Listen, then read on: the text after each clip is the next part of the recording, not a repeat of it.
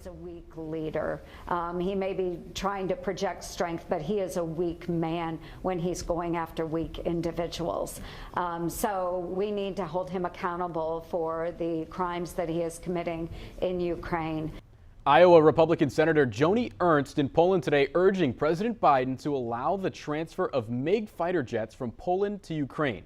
She was joined by 8 other U.S. senators in Poland after she and 40 other Republicans signed a letter urging President Biden to permit Poland's transfer of Soviet-era jets to Ukraine. The Pentagon has opposed the idea, saying it would cause a high risk of escalating the war.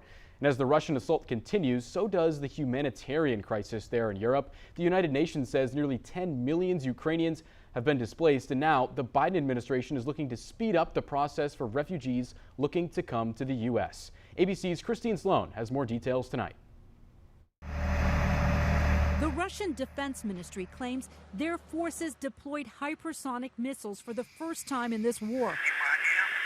Those missiles seen in this video from a February training exercise before the invasion were used in a Friday strike on a Ukrainian armed forces ammunition depot in the southwest of the country. The fact that Putin is having to use these very sophisticated, very expensive kinds of weapons where he launches from within Russia tells you just how effective the Ukrainian Air Force and air defenses have been in taking the Russian Air Force out of the equation. The U.S. and its allies warning Putin is now pursuing a strategy of attrition. This is likely to involve the indiscriminate use of firepower, resulting in increased civilian casualties, destruction of Ukrainian infrastructure, and intensify the humanitarian crisis. This Mariupol police officer pleading for the West to intervene,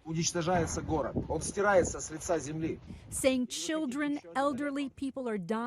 The city is destroyed and it is wiped off the face of the earth. The UN estimates more than 20% of the country's population, almost 10 million people, have either been displaced from their homes or have left the country. Many of them children. Pope Francis visiting some of the war's smallest victims at this hospital in Rome. The White House is hoping to fast-track the process for those refugees trying to come to the U.S. I'll be interested in move to USA because so much opportunities. Ukrainians already in the U.S. as of March 1st now have protected status, which allows them to stay here legally for 18 months. Christine Sloan, ABC News, New York.